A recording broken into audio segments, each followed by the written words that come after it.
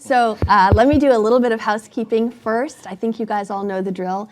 We're going to do Q&A in real time, so just get the QR code. I think we have enough people here that we can just do questions live later, but if you're shy and you want to do QR code, I'll keep an eye on the iPad. If there are any burning issues that you have, just raise your hand whenever, and we'll see if we can address them, okay? How many, let me just take a show of hands real quick, how many were at the immediately prior panel involving some of these? Mubin, anyway, Lauren. Yeah, thanks. So I can see how this is going to go. Okay, so good. So the main purpose of this panel is to talk about how we can more effectively communicate with, I think, the people that we most need to communicate with, which is the people who are perhaps considering becoming involved in hate-driven violence or already are involved in hate-driven violence. And we spend a lot of this conversation talking about how to talk to other people, how to talk to kids, how to talk to communities, how to talk to the press, how to talk to each other. But the real conversations that need to happen here are conversations with the people who are in a very difficult place for a whole bunch of different reasons. And I can use his name because he's not on this panel. This idea was born of a conversation I had with Chris Buckley last year, and a number of you have met Chris over time. You guys all know Chris, and you'll appreciate what I'm saying here. I talked to a lot of people, and they were brilliant, and they were well-credentialed, and they were, fabulous and impressive. But when I talked to Chris, I understood in ways that I just hadn't in talking to everybody else. And his voice and his perspective was so helpful to me, right? Forget about, somebody who is prone to extremism and we're trying to help them, which is what these folks do a lot of the time. But it was helpful to me as somebody who wants to figure out what we can do to help on this issue. And so this panel is really designed to help everybody understand what I came to understand, which is how valuable the voices of the people here are to all of us, and how important it is that we find structured and useful places for them to be able to express their guidance and their advice in ways that do not cause them pain and re-traumatization. And I think that's one of the great challenges of this summit, because in my business, I'm a trial lawyer, and we have expert witnesses, right? Expert witnesses determine the outcome of cases. And so we identify those people who have lived experience in the field, really know whereof what they speak. And in this field, the people on this stage are those people. And how do we find ways to incorporate them in everything we do in the most effective way? So no small challenge on this panel, but that's what we're talking about here. And so with that, let me, Mubin, if you don't mind, can I just start with you to just sort of explain the roles that you have seen or that you have played yourself, and what you have found most effective in terms of communicating with the different kind of constituencies that you're dealing with, whether it is people who are involved in violent activity or people who are trying to figure out how they can help. Yeah, I mean, in the beginning, I was actually just doing it on the fly, and there was no control, no regulation, no real professionalization. We were talking about that in the previous panel, and maybe something to also reinforce here as well. But as I learned more and more, in fact, I think we were talking about when, I was really, so my thing really, when the ISIS thing was really happening, so from 2012 to 2018, I was very involved, eyebrow deep in infiltrating ISIS networks and trolling some of them online and trying to do counter narratives to them online and talking to them. And it's limited, it has limited effect because it's online, you're not doing it in person, obviously. So some people I was actually able to pull out of those groups. And I would have conversations with them after some great event happened. So I'll always remember this. There were two events. One was the Charlie Hebdo attack, when the two brothers attacked the cartoonists, and they yelled out at the end, "We have avenged the Prophet," okay, alayhi salam. And in fact, I said, you haven't avenged him. You just shot up the subscription of Charlie Hebdo by like 5,000%. You might as well have drawn the cartoons yourselves. The other attack was the Westgate Mall attack. And I remember saying to some ISIS guys, I was like, yeah, if you can show me in the Quran and Sunnah where you're allowed to deliberately target women and children, I will declare bay'ah to ISIS. So you see, a very sensational, dramatic, but those are some of the techniques that I would use. And I went through this trial and error process. I had like fake accounts, so sock accounts, and I had deliberate personalities with each account. So like I had the hyper aggressive one, which kind of resembles me a lot. Then I had the passive aggressive, and then the passive. And it was actually the passive that had the most hits and most, because if I could engage them in conversation, that was the important thing. With my real account, I couldn't do that because I was this ex-spy, and I was an apostate to them. So a lot of times it would just like, I would get blocked, I would get cursed, and then that would be it. But then as I was able to draw individuals into these conversations and realize, okay, there are these techniques that can be used to open up, let them become aware of where they are. Don't you basically project yourself onto them. And this comes to practitioner bias and being aware of your own biases and approaches and awareness.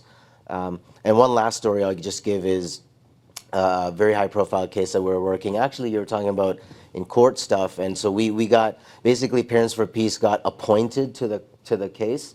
And so we were like, we're sort of like experts, but we don't know what kind of experts. So it was always under other, you have like medical and this and that, and so we were just other. But this, just something that we did, it was just like a few weeks ago where ISIS case, and the guy is basically talking about how he believes that, that non-Muslims should be subjugated and they should pay jizya, like the tax. And he believed that, maybe taking captives in war, women captives, against their will, of course, maybe it's not so bad. So I said to him, like, wait a second, so you believe this is just because it's Islam, right? And he's like, yes, it's just. I'm like, okay, so then if the non-Muslims did that to us, it would be just, right? And he's like, no, it would be oppression then. I was like, whoa, I thought it's just when we do it, but it's oppressive when they do it. And what I did was actually, I became visibly annoyed and like almost disgusted. So, when you look at the faces, like everybody makes the same faces when you're happy, contempt, anger, things like that. And I deliberately projected that contempt, almost disgust. And it triggered him because we have developed a rapport with him now up to this point, he didn't want to make us upset. So we used that against him to kind of bring him back on our side. So those are just some techniques that have been deployed in the context of these interactions and engagements. Okay. Lauren, I'm going to ask you to talk about when Mubin talks about don't project yourself on them, let them talk to you. That reminded me of a conversation that you and I had about some other things. So can you share what you found most effective for you and what you have found effective in dealing with others? Sure. So I do some personal disclosure here. So I'm an exit specialist working with Life After Hate currently. I'm also a former extremist myself who had departed from this movement and the ideologies. So my disengagement technically began in 2012 following the murder of another member in the group, but I wasn't actually fully removed until about 2015. So from there I reached out to Life After Hate in 2017 to begin volunteering with them and join the exit team in 2020. My mother and I, she's also in the audience here, have written a book titled Walking Away from Hate, Our Journey Through Extremism. It's basically a dual perspective memoir written from both hers and my perspective. So as much as I would like to give her all the credit for my departure from extremism, I also realize that there's no such thing as a magical wand to cure this problem. What I can say, however, is her accepting me back into the family helped to create an environment where I could feel safe and confident enough to leave hatred behind for good. So she certainly did play a role in this process, among many other people. So ever since my time working with Life After Hate, I've often thought of people in the out group who I had met during my time in the movement and how their approaches with me had helped shape my approach when working with clients now. So if there's one thing I've learned over time when working with people looking to leave these networks, it's patience. If I'm being completely transparent, patience is still actually a work in progress for me. So one individual that always comes to mind is my friend Tim. So I had met him in 2009 when I was homeless on the streets. He is actually my former tattoo artist, but more importantly, over time, he became almost a second father to me and like someone who I could confide in without fear of judgment. So the short of it, I walked into his shop one day wanting a memorial tattoo for my dad who is passed away. And he created a pretty clear boundary for me, pretty much right off the bat. So he had said there is no way in hell he was going to tattoo any hate symbols on me, but anything else was fair game, and he would give me a nice discount on it. So I've often said before that tattoo artists, they do make the best therapists. Our conversation began with talking about my dad, then it would move to music, and following that, our shared love of the show, Beavis and Butthead. So Tim was white and he was once married to a woman of color. So he isn't typically someone who I would have engaged with. However, I wasn't going to write him off over someone who he was married to prior. I remember blowing off group gatherings too so that I could hang out with him instead. So the reason for this is because Tim was nicer, more interesting, more genuine. I knew over time that he would not try to deceive me in any way, as I had seen with some of the members in this movement. He did not argue the ideology directly that I had held at the time. However, he did tell me very directly once that he worried about me at times because of where my bad decisions could potentially lead. And in all honesty, there was no way I was going to argue with him on this point. I knew it was true. So I can see that he did have realistic expectations for me. He knew that he wasn't going to save me, nothing would happen overnight. However, what he did do was make my time on the streets quite a bit easier. So when working with clients, I do tend to keep these same principles in mind. I know that I'm not going to be the person to save them. However, I can work with them to create a softer transition back into society. So on average, I've actually worked with most individuals over the course of a year, and I kind of just have to note the smaller changes that I see with them over time. And with that said, I've also learned that I don't always have to have the perfect thing to say when I meet with my clients. Sometimes just being there is actually enough. So I always think back to a friend of mine in college when this idea comes up. So this person is a man of color, and what started the friendship was a shared sense of humor. So we became the class clown duo during our time in college and took pride in the fact that we drove the teacher to drink every night. And yes, he had told us that one time. So he's one of those people who had just no brain to mouth filter. And the more time I spent goofing off in class with him, the more my true personality had come out. So he really didn't have to do much beyond be himself. And in case anyone's wondering, yes, both of us graduated our course. So when working with clients, especially in the first few meetings with them, I'm honestly not afraid to throw humor into the conversation.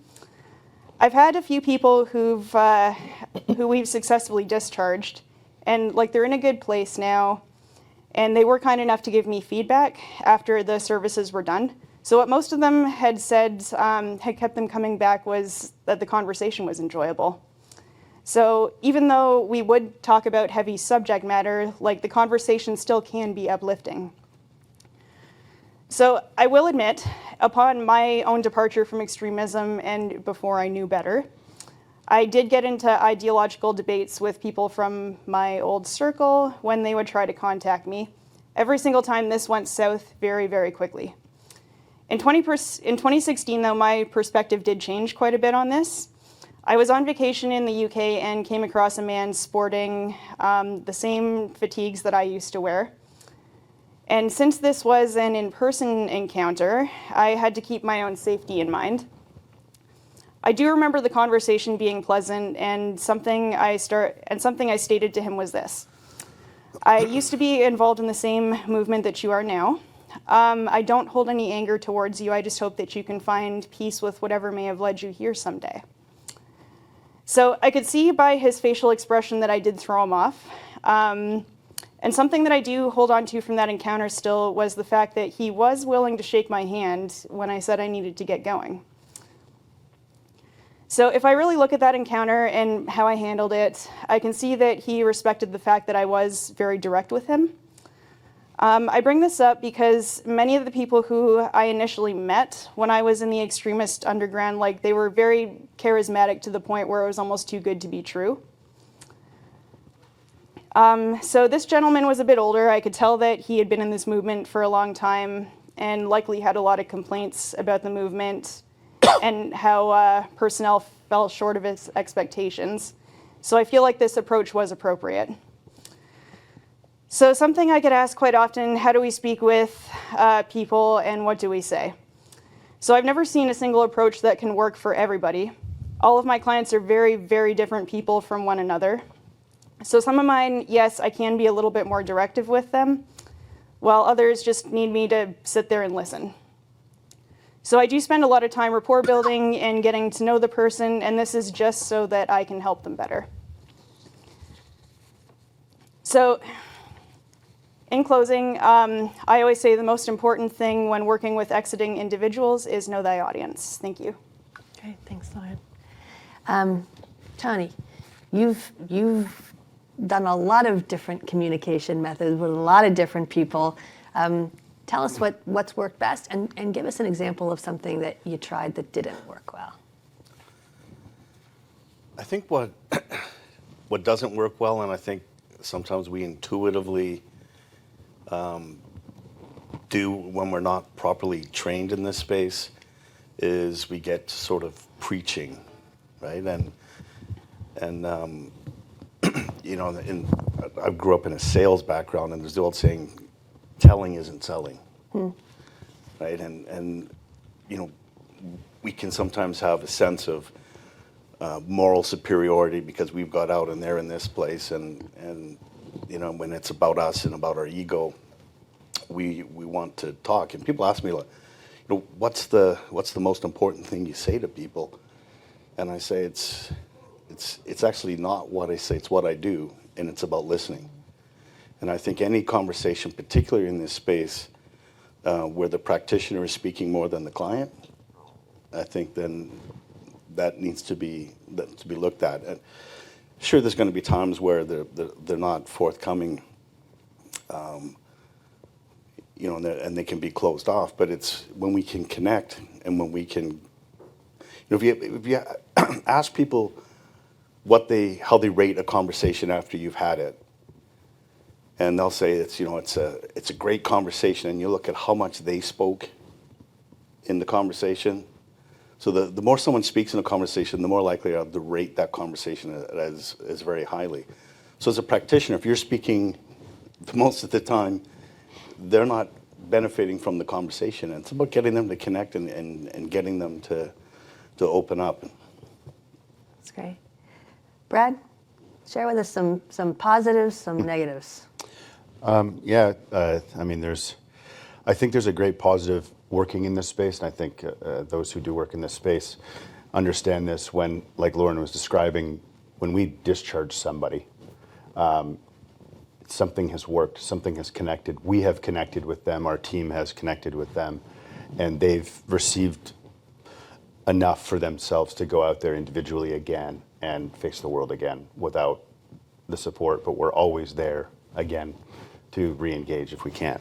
So I say that as a positive. I think that communication, and I'll bring up ethics again, the last panel. I think we have to keep our ethics in mind at all times of how we're treating them and how we're being treated as well by the person and how we're communicating. Can I just stop you? Some people were not in that prior panel. It's an important point. Could you just expand on it just a little bit? So ethically speaking, particularly when we're engaging with people, we have to keep trauma in mind, both for the former and also for the peer mentor and for the person who's we're having the conversations with. We need to make sure that we're not bridging into a space, and Tony talks about this stuff all the time, about going beyond our barrier as a person who's providing the mentorship. We need to know where we start and end with this work. So by that, building rapport, using respectful language, keeping our considerations in mind, things that we have done and our teams have done, mental health assessments, what type of violence these people have been involved in or seen is very important. I can give an example there where a lot of the folks that I've dealt with over the years have been involved in extreme violence, extreme amounts of violence, or have been incarcerated for a long time. And there's ways of talking with that population of people that I may not talk to somebody who was just radicalized online and spent a month immersed in different stuff. It's one of the people that really stands out is a guy that is still engaged, but in the movement, but is also engaged with us. So we deal with people like that fairly often.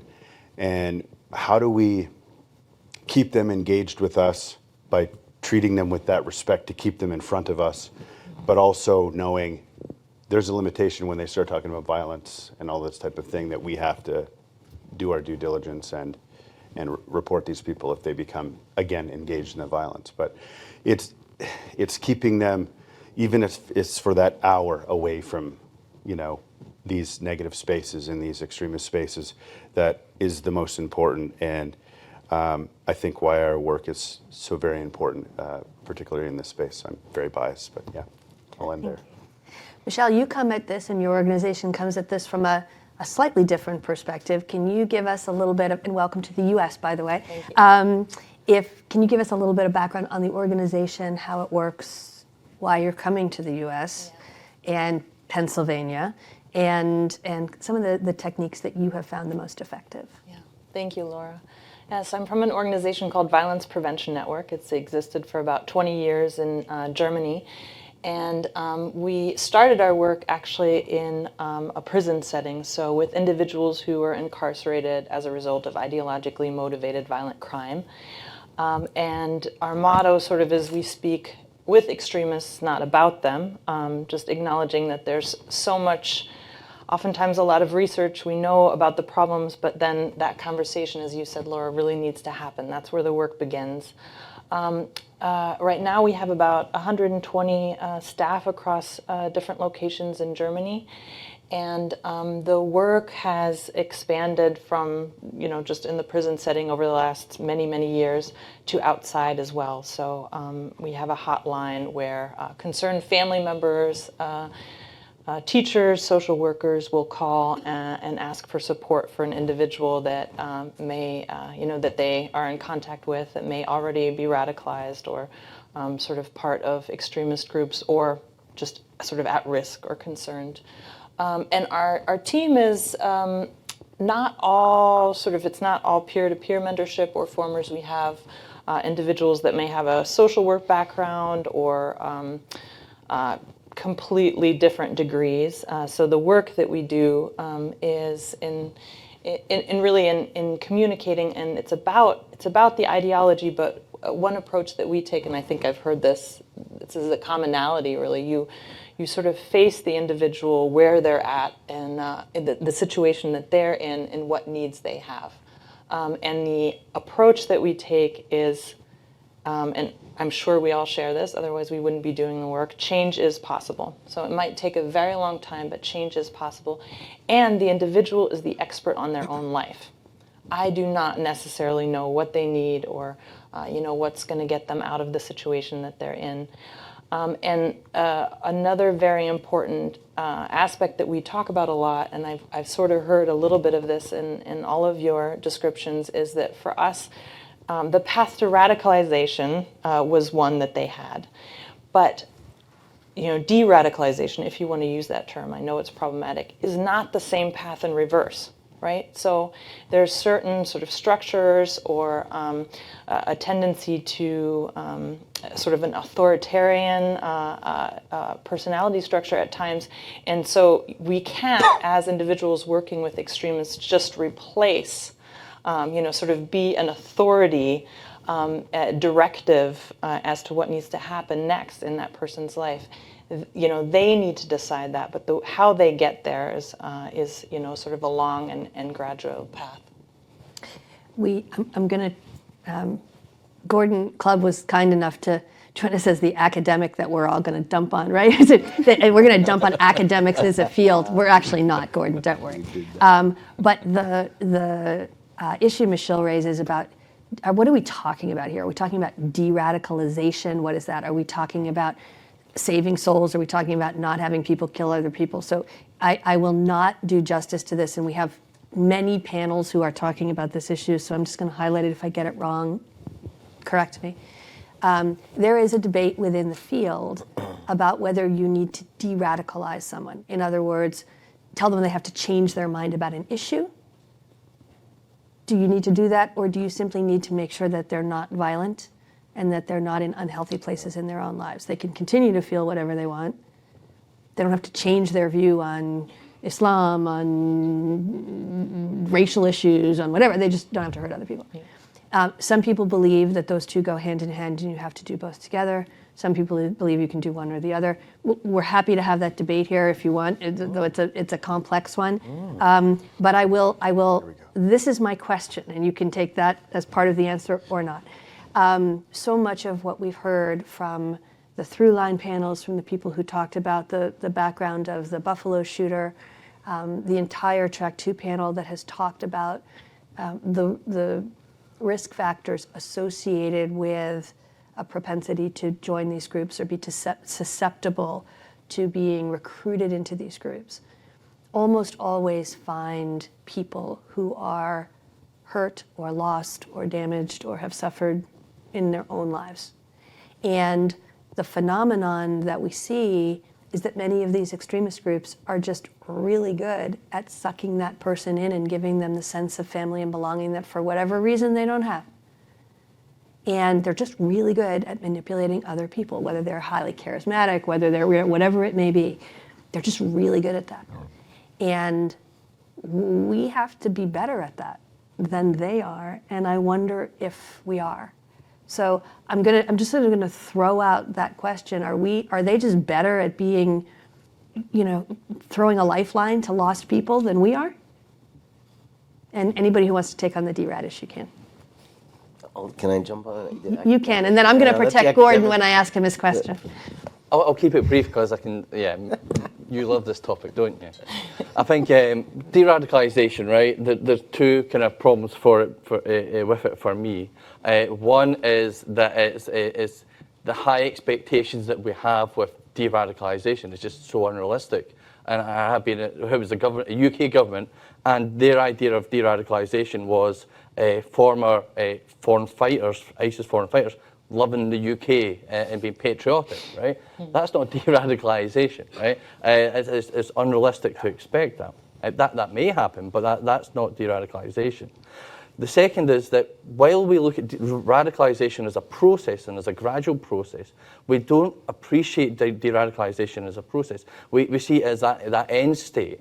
So, and we miss a lot of the nuances and the steps of de-radicalisation, how it's often out of sync with disengagement, and how that attitudinal change that is definitional to de-radicalisation takes time. It's messy, and sometimes you don't need all of those elements. So I think we need to understand and appreciate that it's a process, and there's different elements to that.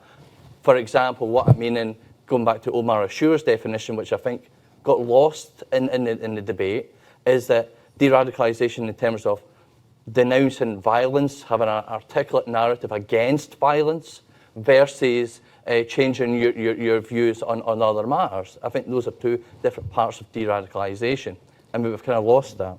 So I think these are important things to keep in mind when we're considering de-radicalisation. Agree or disagree? No, very good, very good. I wanted to actually come back to the, like, what is the standard that we're operating under? So disengagement is that behavioral change, and de-radicalization is supposedly a full cognitive change. Okay, and it does come down to what you're trying to do, what your objective is. So you could just go and just say that, well, we're just against violence. And you could just leave it at that, and that could be okay. But then, and I'm certainly inclined to this other, which is, no, I am keen on changing minds. Because I believe that thoughts precede actions, right? And so if we can change people's minds. Now, I mean, how extremely difficult that is. It's what is true for one person is probably not going to be true for somebody else. And that requires such a much longer engagement. And you really, when you asked Laura about, is the adversary doing a better job at providing that sense of meaning, belonging, identity? In all the work that we do, yes, there is some tinkering with the identity, trying to reform an identity. But that sense of meaning and belonging, we can't give that to them. They need to find that for themselves, and our job is to help facilitate that process. So I think we agree. Yeah. Can I just add now? I'm now just remembering in Germany, this is what we were. We had that thing about, and I think we are agreeing, and because it's contextual that if you are having formers involved in things and who are not fully de-radicalised, it's because out of necessity. It's not out of desire. Either for society or for the individual, it's a necessity. And we see this in cases of Northern Ireland, where you didn't necessarily have that de-radicalisation. But that was fine in that context. That was necessary in that context. Mm-hmm. Completely different here in the US, in Europe. We don't need to necessarily make those trade-offs. We can expect that ideological change. But once again, I would say that we've got to appreciate it's a process as well, that it does take time, and not to have unrealistic expectations of what that is. So Mabeen, can I follow up and sort of reframe my question in light of your comment, which is we can't give them, purpose and belonging. That's not the job of any of these organizations. We just have to steer them toward that. How do you do that? How do you steer them toward that? How do you find either is it resources you put around them? Is it how you guide them? And how do you do it without judging what they are? Because I imagine judging is the first thing you're going to get this, right? Yeah. So how do you help them find their substitute if you don't play that role? Because the extremists are playing that role. They are offering one-stop shopping, to use your sales. Yeah, I think that to answer that and to just take what Mabeen's saying down to a deeper level, we hear and research shows that in the majority of cases, not all cases, there's trauma, right? And adverse childhood events. And so what does trauma do? And it leaves the individual with an impaired sense of self, right at the deep of their subconscious identity belief system. And we live our lives in reaction to that impaired sense of self, that we're not smart enough, we're not good enough, we're not lovable, we're powerless, we're weak. And, we go out into the world and trying to find community or try and behave in ways that soothe those deep vulnerabilities. The ideology is an important piece, but the ideology is the manifestation of these deeper wounds, and the ideology is happening at the mind level, at the head level. These vulnerabilities are happening at the heart level. The mark that the trauma leaves behind, the toxic shame, is at the heart level. And what these groups, and I was a recruiter, are very good at tapping into those vulnerabilities and sense of belonging. You really crave belonging when you feel alone and nobody likes you. You really need acceptance when you feel unlovable. You need attention when you feel invisible. You're drawn to the false promise of power because you feel powerless in your life. Mm-hmm. And so if you want to change what's happening in the person's mind, you change the heart. You deal with those wounds They will see, they're no longer looking at the world through those lenses. They will have a different perception of the world after that. And I think we take it down to that level and look at it, dealing, I will say, if you try and go in through the head, try and go in through logic and try and tell people why what they believe is wrong, all the ego defense mechanisms come up, they cross their arms, and you're not getting anywhere. The ego has no defense about coming in through the heart. And when we can connect to them as human beings, when we can come in with compassionate inquiry and connect with them, the compassion is the antidote to toxic shame. And through that process, we go from dehumanization to rehumanization. And I think it's just a paradigm shift of how these mechanisms work that we need to make, so that we're not trying to go in through the head at the beginning. Well, you got to deal with that in the end anyways. I'm not saying that you don't. But we got to take the sneaky way in through the heart. And these movements know that. They're speaking to the heart. They're dealing, Hitler did it, other politicians do it, where they speak to people's emotions. And it doesn't matter what logical policies you offer. When you say, I see you, the invisible man and woman in America, I see you, that connects with people. People are drawn to that. Can I jump in there real quick? Sure. Just 'cause, And then Brad, I think you want to take it. Oh, I'm sorry. No, go ahead, Michelle. I'm curious to hear, I love what you're saying, and I think that's the experience of a lot of our practitioners as well. And I'm curious about this. One thing that I keep hearing from practitioners too, with the individuals that we work with, they've inflicted a lot of shame and humiliation in a lot of instances, but they've also experienced a lot of shame and humiliation. And in the relationship, I hear frequently from our practitioners that there comes a moment when there's, a certain level of trust has been built, where they'll try to provoke. And they'll try to provoke, and it's easy to get triggered in sort of a shame and humiliation response on the side of a practitioner to put down or belittle, to sort of regain power. But when we as practitioners can refrain from doing that, that's when we have an experience where it's almost startling, because it's a new experience. It's something that hasn't been experienced. I'm not being belittled in this space. I'm not being shamed. I'm not being humiliated, even though I usually know how to get that response. Dr. James Gilligan, who wrote the book Violence: Reflections on a National Epidemic, and he was, over 20 years, he was a psychiatrist at San Quentin, and he said, all violence is an attempt to replace shame with self-esteem. Yeah. On the de-radicalization topic, which I'll be honest, it's my least favorite topic. However, It was an optional topic for you. I just want to make that clear. but I have to say something because we get asked about this all the time, and it's, at tertiary programs is where I work most predominantly, and not in that prevention level, and that's where we're sitting there and we're trying to get them to disengage from their behaviors first, and that's a lot of the work that I'm doing. But the de-radicalization piece is like, we're on that journey with them. We're trying to give them the tools in the toolbox to not see enemies, not see, like what Tony's talking about, not see all the trauma, not see all these things, and have to resort back to those things that they felt safe embracing, all that hatred and violence and all that, because that's just replacing a lot of those things. So we want to give them these the tools in their toolbox to come back to society and reintegrate, and that's a slow go. Some of these folks, and I'm fine in a lot of ways when somebody reintegrates to society and they're managing, they're getting the therapy they need, they're getting the services from our programs, they're getting those things, they're working through the ideology. But most importantly, I think out of the D&D, the disengagement is the most important piece, I think.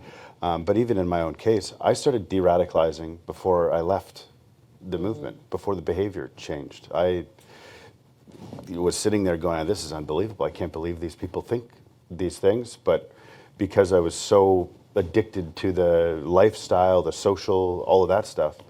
So, as you said, it doesn't really work in a box. There's no way that we know how someone's process is going to look, but we have to go along with them on that journey. Can I just, like a very quick, it's like a quote. It's my quote. Sometimes ideology is a driver of violent extremism, but at other times, just a passenger with other psychosocial factors at the wheel.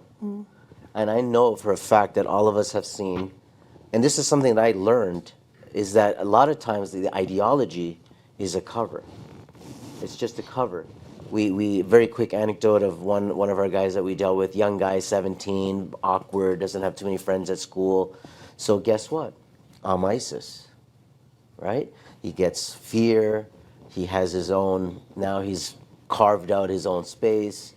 But we realize after, like, and he was all about the ideology. In the beginning, it was all ideology.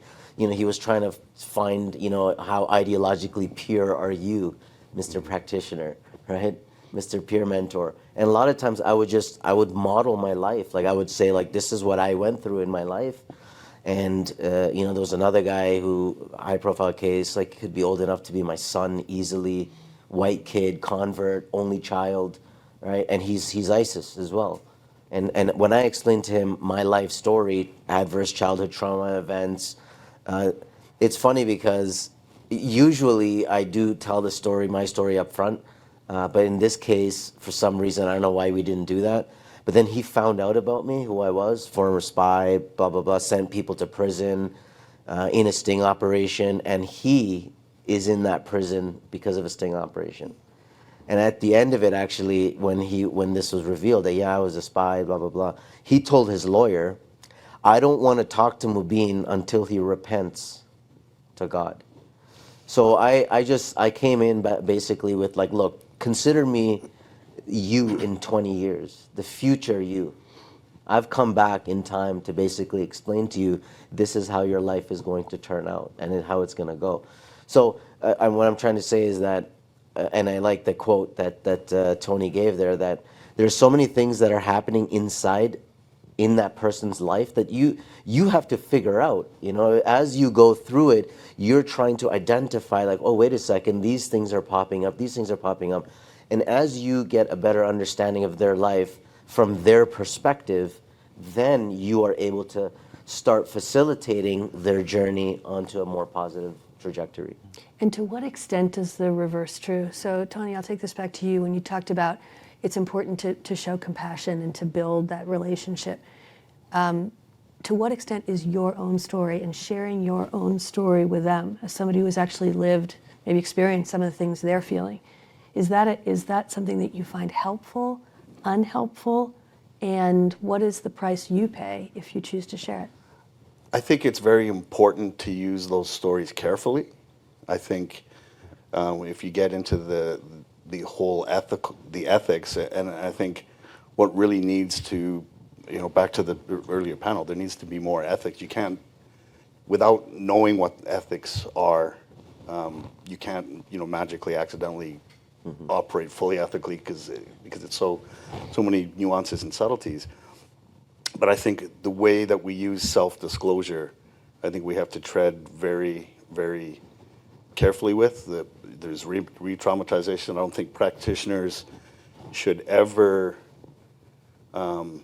self-disclose with stuff that they haven't fully processed and worked on themselves, because I think then we risk making the client the practitioner, you know, and we work our trauma through the clients, which is a temptation, and I think it just needs to be very, very well thought out and carefully done, because it can go both sides. And you know, every time I talk about my story, and you know, even writing the book, and you know, even recording and doing the narration for the film coming up, it still affects me, you know. And I remember writing a chapter and going back to, I put myself in the mental state of being in the movement and what it felt like, the excitement and all of that. And I remember after that weekend of writing, it was like I felt like energetically dirty. It was like this is icky. Like get it off me. I went for a couple of walks in the woods, which is my spiritual chiropractor, and sort of dealt with it. But yeah, I think self-care and knowing when to ask for help on the practitioner side is also very important. We don't, everybody on this panel is lovely and you know, won't plug their own books, but I will. So Tony has an amazing book and an amazing film that if you really want to understand these issues deeply, read the book. It's here, right? I think you have it here.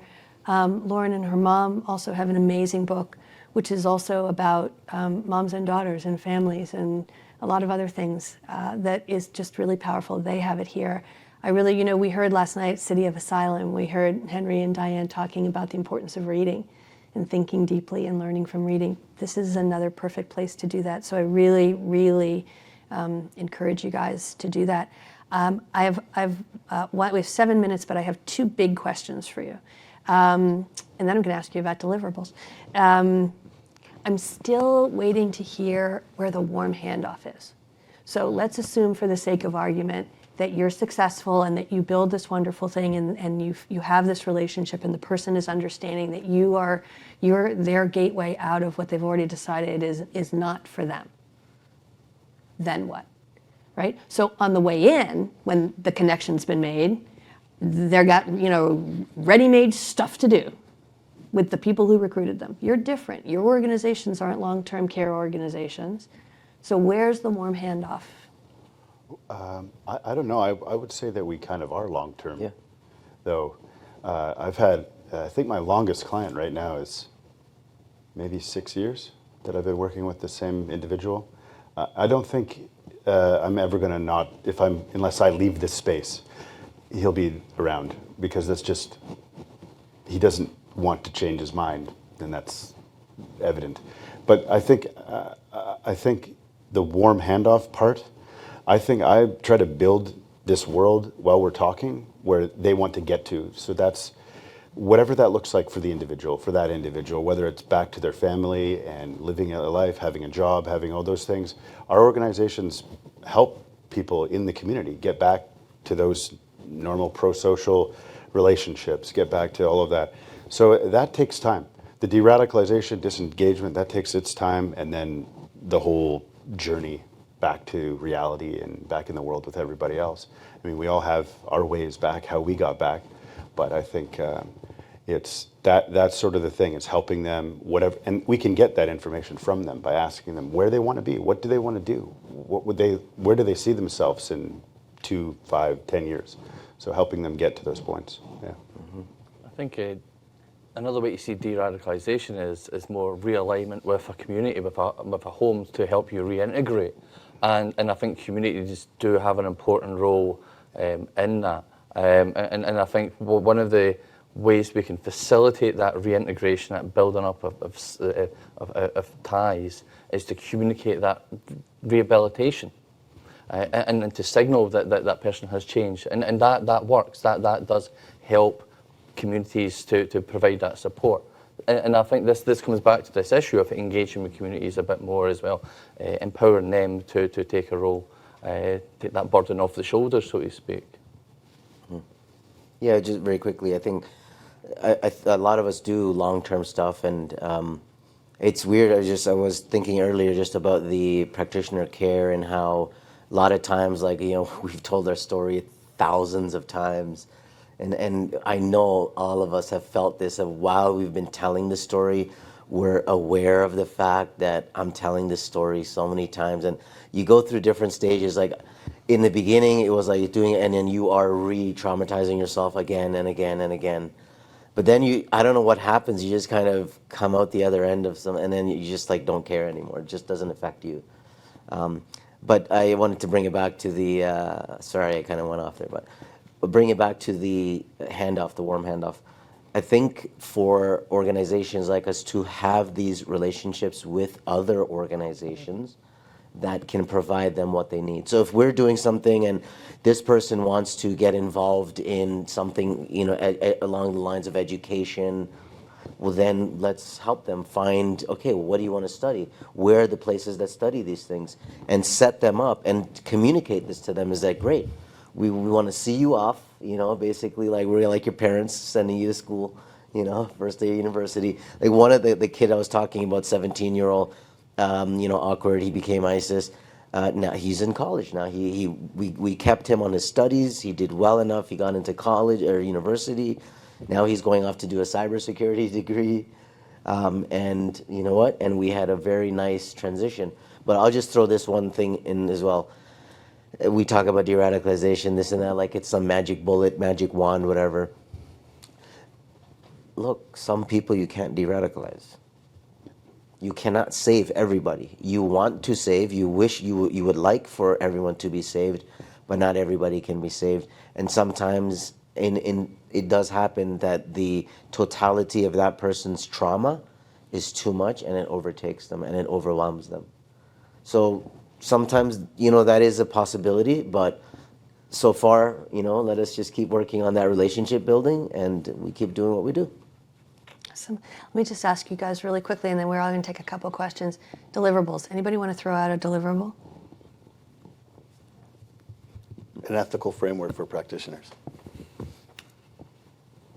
Yeah, I think this is what we were discussing in the previous panel, and I imagine the deliverables, are going to overlap. Ethical framework for organisations, working with performers, for these organisations to sign up to these expectations, to establish norms and practices when formers are being engaged, to provide that support, one for the formers and two for the people, formers or peer counsellors that they're helping. Okay. And I'm pleased to say, you may see there's an entire track 2 that is focused on a lot of these issues. And with great thanks to Brett Steele and Emma Cardelli, we made a decision last year that the development of a professional peer counseling field for formers, so that we never use the word former anymore.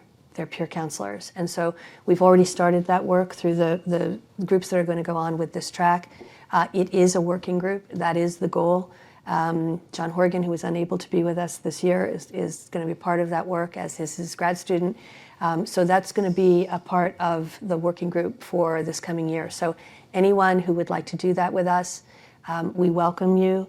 We are including very directly, you're already seeing them in track 2, clinicians, mental health professionals, the mental health field, all together, because that's where we really think that it makes sense to be.